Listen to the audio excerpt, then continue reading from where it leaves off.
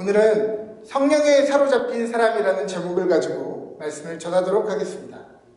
오늘은 교회력으로 성령 강림절로 지킵니다. 이날은 예수님께서 승천하실 때에 제자들에게 약속하신 성령이 임할 때까지 간절히 기도하라고 말씀하셨고, 결국 오순절날 마가의 다락방에서 전심으로 기도하던 120명에게 성령이 불의 혀와 같이 형상으로 임한 것을 기념하는 날입니다. 우리가 이날을 기억하고 기념하는 이유는 과거의 사건이 아니라 오늘 우리에게도 이러한 성령의 능력이 임하시기를 간절히 바라기 때문입니다. 제가 여러분들에게 한번 묻고 싶습니다. 여러분들은 성령 집회, 성령 충만한 사람들이라는 말을 떠올리면 제일 먼저 어떤 느낌이 드십니까? 마음이 따뜻해지고 나도 그러한 은혜가 있었으면 좋겠다 하는 사모하는 마음이 드십니까? 아니면 왠지 꼭 저래야 되나? 광신도처럼 느껴지고 기괴하고 불편한 마음이 드십니까? 우리는 성령을 이야기하면 보통 초자연적인 현상, 예를 들어 각종 방언, 뒤로 넘어가는 입신, 영적 필기인 영서, 예언, 병고침, 귀신을 내어 쫓는 것들이 먼저 떠오릅니다. 저도 한때는 그러한 영적 체험을 사모하면서 각종 은사 집회, 산기도, 전국의 기도원을 열심히 찾아다녔던 사람입니다. 만일 그런 경험과 성령의 은사가 굳이 자랑할 만하다면 저도 자랑할 만한 것이 제법 있지만은 그리스도의 십자가보다 더 자랑할 수 있는 것은 아무것도 없지요. 성경의 고린도 교회를 당시의 다른 교회들과 한번 비교해보면 월등하게 각종 성령의 은사가 풍성히 나타나는 교회였다는 것을 알 수 있습니다. 그러나 안타깝게도 고린도 교회는 성령의 은사를 잘못된 동기로 사용하고 있었죠. 은사를 가지고 누가 더 중요하고 누가 더 영적으로 깊은 사람이냐를 서로 자랑하고 있었다는 말입니다. 자신들이 영적으로 대단한 사람이라고 생각되니 공예배의 질서를 무너뜨리는 사람들이 제법 있었습니다. 바울의 사도권과 지도를 무시하고 자기 입맛에 맞게 신앙생활 하려고 했습니다. 교회 안에 아볼로파니, 바울파니, 예수파니 하며 분파가 나뉘어져 단파 싸움을 하고 있었습니다. 성도 간에 서로 분쟁하고 소송이 있었습니다. 음행과 근친 상간 같은 바닥에 떨어진 윤리적 행위 때문에 신앙이 없는 이들에게 업신여김을 당하고 있었습니다. 어떻게 성령의 은사가 그토록 나타나는데도 믿지 않는 사람들보다 더 비상식적이고 무례하고 무질서하고 일반 상식과 기본 윤리에도 못 미치는 삶을 살 수 있을까요? 그것은 현상 자체에 도취되어 있었을 뿐 정작 성령님이 어떠한 분이신지 알지 못하고 인격적으로 동행하는 삶을 살지 못했기 때문입니다. 정상적인 성령 충만의 예는 사도행전에 나오는 초대교회에서 발견할 수 있습니다.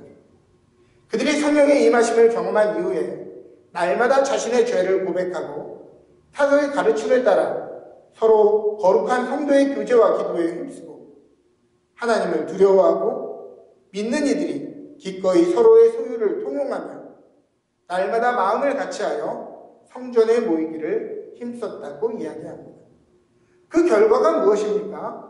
이 믿음의 무리가 온 백성에게 호감과 칭찬을 받으니 구원을 받는 이가 날마다 더해졌다는 것이죠.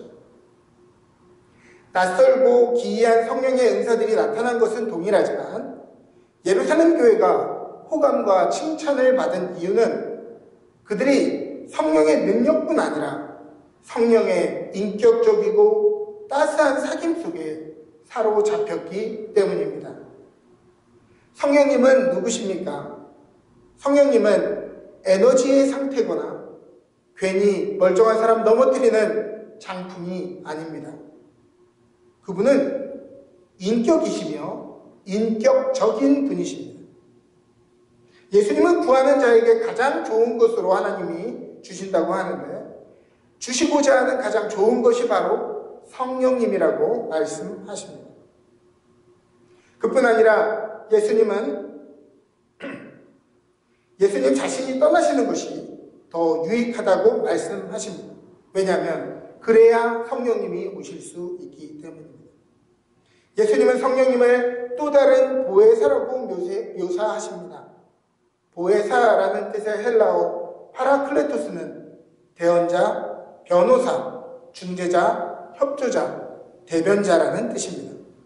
어느 누구도 율법 앞에서 의롭다 할 수 없지만 성령님께서 공의의 하나님 앞에 우리를 변호해 주시고 우리의 한숨도 기도로 해석해 주시고 우리를 편들어 주시고 대변해 주시는 분이라는 것입니다. 또 반대로 하나님의 깊은 곳이라도 통달하시는 분으로서 우리 안에 하나님의 마음이 어떠한 것인지를 깨닫게 해주시는 분이시고 또 그리스도 예수의 마음을 본받고 사모하도록 우리의 마음에 감동을 주는 분이십니다. 또한 우리 수준에 맞게 말씀을 이해할 수 있도록 가르쳐 주시고 기다려 주시고 우리가 할 수 있을 때까지 응원해 주시는 분이십니다. 신앙생활이 하면 할수록 뜨거운 체험보다 성령님께 내 삶을 순종하는 것이 훨씬 더 중요하다는 것을 깨닫습니다. 성령 체험이 마치 설레는 결혼과 같은 것이라면 그분을 더 깊이 알아가고 그분에게 나를 맞춰가는 과정은 결혼 생활과 같은 것입니다. 결혼은 잠시의 호감으로 할 수 있지만 결혼 생활은 자신을 비워내는 포기 없이는 할 수 없는 것입니다. 결혼 생활은 힘든 것입니다. 왜냐하면 내가 익숙한 생활 방식과 배우자와 맞춰가는 생활 방식 사이에 큰 차이가 있기 때문입니다. 그러므로 성령과 동행하는 삶도 편안한 것은 아닙니다. 육체의 소욕과 성령의 다스림이 계속해서 부딪히기 때문이죠. 로마서 7장 21절부터 24절에서 바울은 다음과 같이 고백합니다. 그러므로 내가 한 법을 깨달았노니 곧 선을 행하기 원하는 나에게 악이 함께 있는 것이로다. 내 속사람으로는 하나님의 법을 즐거워하되 내 지체 속에서 한 다른 법이 내 마음의 법과 싸워 내 지체 속에 있는 죄의 법으로 나를 사로잡는 것을 보는도다. 오라 나는 곤고한 사람이로다. 이 사망의 몸에서 누가 나를 건져내랴. 오늘 본문은 성령을 따라 행하는 사람은 육체의 욕심을 이루지 않는다고 이야기합니다. 육체의 소욕대로 사는 사람은 성령을 거스르고 성령을 따라 사는 사람은 육체의 소욕을 거스르기 때문이죠. 또한 성령의 인도하시는 바가 되면 율법 아래에 있지 아니하겠다고 말씀하십니다. 이것은 규율에 얽매이지 않고 자기 마음대로 자유롭게 산다는 것이 아니라 오히려 생명의 성령의 법 가운데 들어가게 된다는 뜻입니다. 율법 아래 있다는 것은 마치 이것과 같습니다. 범법자들이 법의 문자적 표현에 저촉되지 않는 모든 불법적인 행동을 정당화하듯이 두려움 때문이든 보상 심리 때문이든 율법을 잘 지키는 것처럼 보이지만 그 율법의 문자적인 표현에 벗어나는 모든 것은 자신의 욕망과 육체의 소욕을 정당화하는 데 사용하는 것이죠.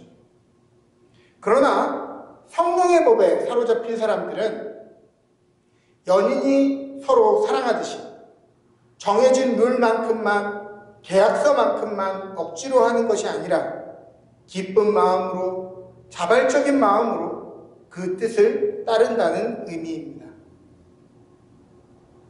오래전부터 한국교회는 금주를 거룩의 징표라고 생각해 왔습니다. 그런데 솔직히 그것들을 파헤치고 보면 자발적으로 자신이 기뻐서 금주를 하는 사람들보다는 억지 규율처럼 지켜왔던 것이 사실입니다. 요즘 많은 사람들이 에베소서 5장 18절을 이렇게 인용합니다. 술 취하지 말라. 이는 방탕한 것이니 오직 성령으로 충만함을 받으라. 봐라. 먹지 말라고는 안 했다. 취하지만 말라고 했다. 라고 해석합니다. 그러나 틀렸죠. 이 본문은 그러한 의미가 아닙니다.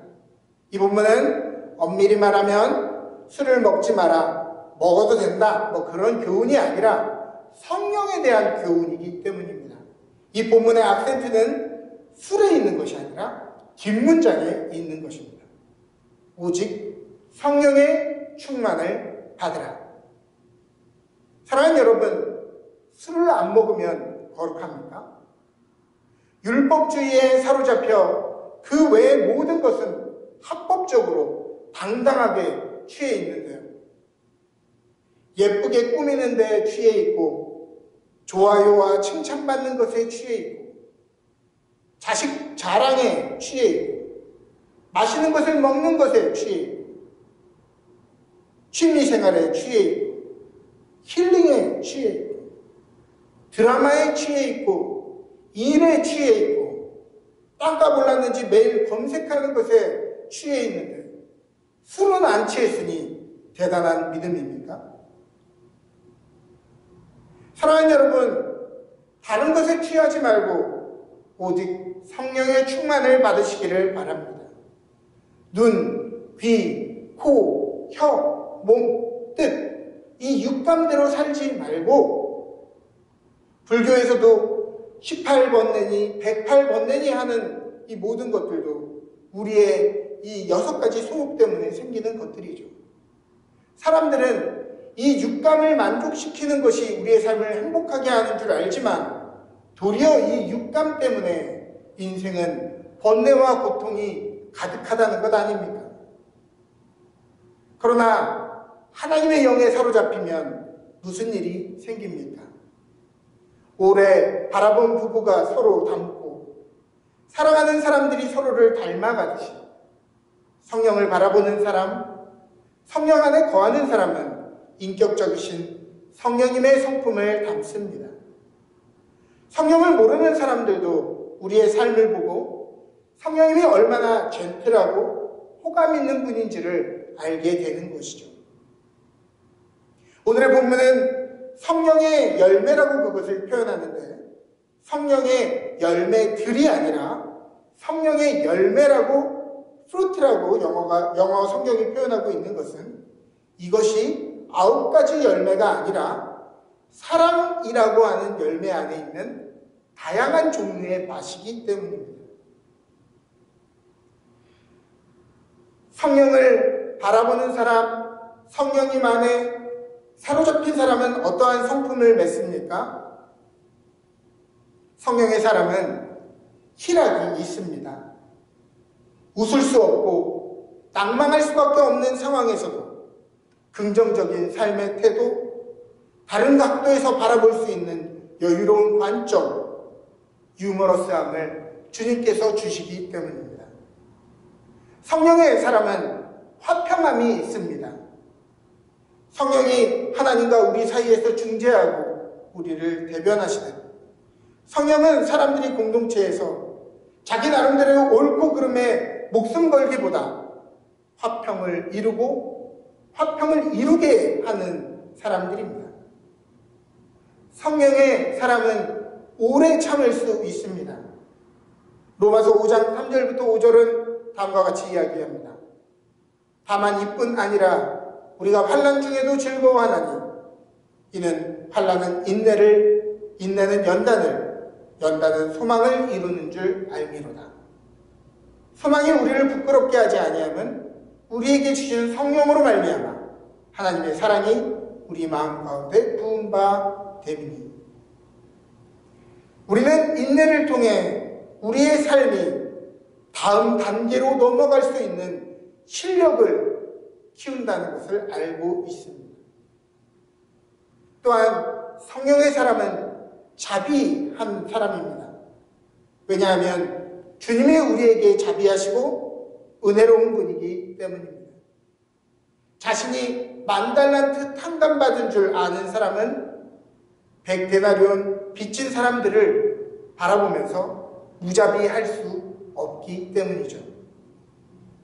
성령의 사람은 양선, 선한 사업을 기뻐하는 사람입니다. 세상의 자선은 내가 숭고한 것을 세상 사람들이 바라봐주고 인정해주기를 바라지만, 성령의 사람은 사람들의 칭찬을 바라보지 않고 약자를 돌아보고 선한 일을 행하는 사람에게 상급을 주시는 하나님을 바라보는 사람들입니다. 때로는 사람들이 알아주지 않아도 주님이 다시 오실 때 그 모든 것들을 갚아주심을 믿는 사람들입니다. 또한 성령의 사람은 충성의 사람입니다. 충이라고 하는 한문은 가운데 중자에 마음 심자가 합쳐진 단어죠. 마음의 중심이 주님께 향한 사람, 어린 양이 어디로 가든지 따라가는 흰옷 입은 사람, 주님을 말씀하시는 것이 무엇이든 말씀하옵소서 주의 종이 듣겠나이다 말하는 사람입니다. 성령의 사람은 온유합니다. 온유는 온순한 성품을 얘기하는 것이 아니고 훈련된 야생마라는 뜻입니다. 원래 착해 빠진 사람이 아닌데 훈련된 성품, 하나님의 말씀 앞에 제어되는 성품을 가진 사람입니다. 성령의 사람은 절제할 줄 압니다. 잘 달리기만 해서는 명차가 될 수 없죠. 아주 빠르게 달리는데 서지 않는 차는 명차가 아니라 흉기입니다. 그러나 넘치는 자신감을 하나님의 말씀 앞에서 멈출 줄 아는 사람, 또 때로는 도무지 이것을 행할 기분이 안 나고 힘이 없을 때에도 자신의 의지를 밀어붙일 줄 아는 사람, 그 사람이 바로 절제할 줄 아는 사람이죠. 사랑하는 여러분, 존 웨슬리는 그의 인생의 임종을 앞둔 상황에서 다음과 같이 고백했습니다. 내 인생에 가장 좋았던 것은 하나님이 나와 함께 하셨던 것이다. 또 예수님은 구하는 자에게 주시는 가장 좋은 것은 성령님이라고 말씀하십니다. 성령 강림절입니다. 성령의 충만을 구합시다. 대언자, 변호사, 중재자, 협조자, 대변자 되시는 성령의 다스림과 살림 속에 살아가는 저와 여러분 되시기를 주님의 이름으로 축복합니다. 아멘.